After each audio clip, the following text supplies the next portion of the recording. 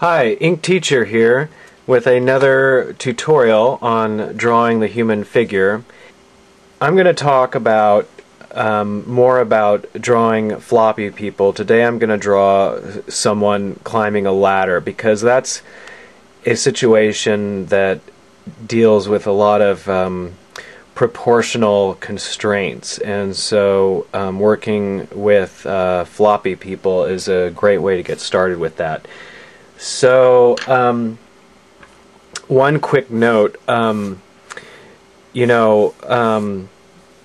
try to borrow philosophy from all the different arts, and music is one of my favorite areas of art where I find valuable wisdom to apply to drawing. And when a musician goes to practice, a musician doesn't end up with a final product. So a musician's practice is a lot easier and a lot more fortuitous and better focused, because the musician is just paying attention to the music at that moment. That's the only product the musician gets. But the problem with drawing is that you end up with a finished product, or you end up with something when you're done. And for that reason, it really distracts the artist from the moment of practice, and essentially, art, getting into, when you do art, you're basically turning your brain over into a different mode, and the best way to get into that mode is to forget about the product. And that's another reason I think that people find drawing hard, is because they're not thinking about the notes they're playing at that moment. It just it doesn't work very well that way. It works better to not worry about this object that you end up with, but to focus on the quality of what you're drawing at the time. Okay, so we've got a ladder here, and we're looking down the ladder, and we want to draw someone going up the ladder. So this is, this would be like a proportional challenge, and because you want to marry the figure to the ladder and have them both proportional and convincing. And so what I'll usually do is, here's the ladder here. I kind of wish I did it at an angle, but anyway, like, let's see here. I'm going to just kind of ease this back a little bit, kind of bring the ladder down this way. So here's the ladder here, and we want to have the person, basically I'll think of like one major cube which represents the area, not cube, one major 3D rectangle that represents the area that we want to have the person occupy, and that's a very general guideline. So balance and counterbalance, I want to have the individual's definitely going to be in counterbalance to the ladder. The general force of gravity is going to be this way. I mean, that's pretty easy to determine with the direction of the ladder. And so I'm going to start with the central forms. The hips and the chest area are usually kind of the central forms, and it's a good place to get started. Now, I want to talk to you a little bit about, in 3D programs, they have something that is called inverse kinetics, and basically what this is that you're not moving each individual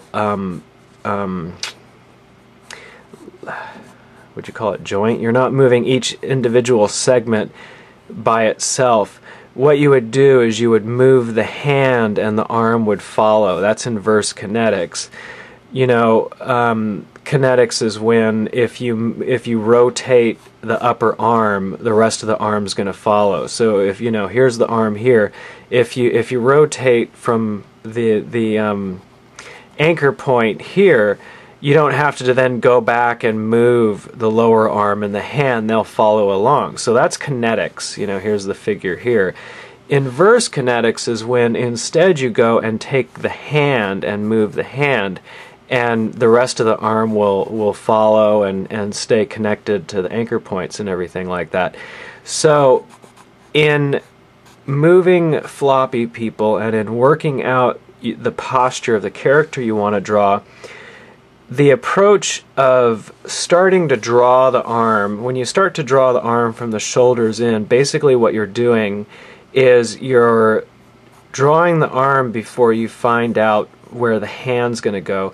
In 3D space, it's easier to go ahead and place the hand. You're like, okay, the head's going to be around here. Now we've got the central forms kind of spaced out here, and I want the other hand to go on this other rung here. So we're not worried about the arm lengths. We're just saying, here's an object almost in and of itself, the hand. Here's another object in and of itself, the hand. And the proportions are going to line up much better this way, because you can use your own hand. It's like, kind of imagine, if my head's here, can my hand go here and kind of put it in the area where it would be in association to your head.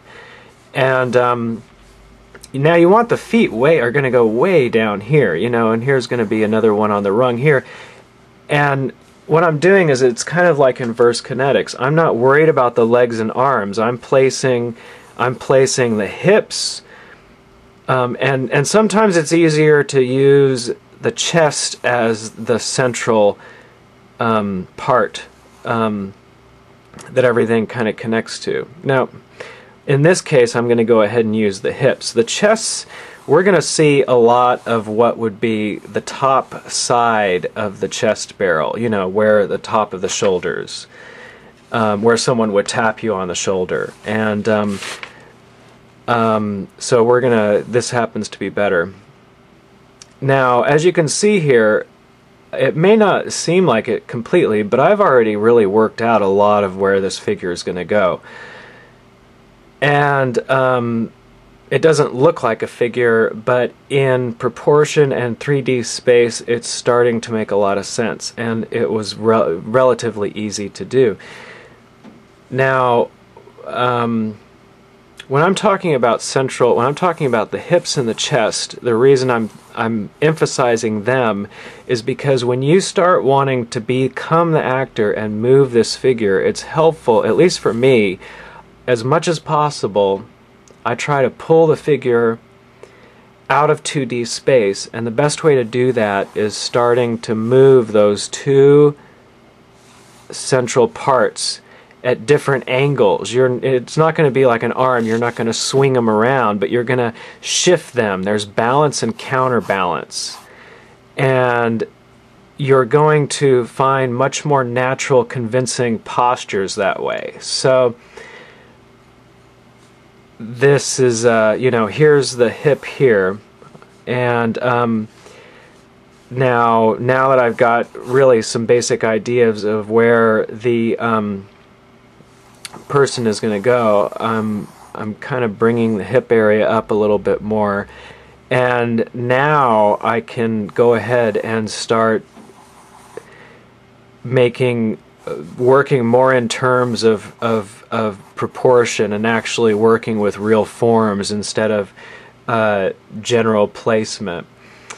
So I'll continue this in the next lesson. I'm running out of time here. I hope my tutorials are useful to you. I post them to get the word out about a story I'm working on at solomation.com. I post free episodes of my illustrated story, so if you have a few minutes, please check it out. Thank you.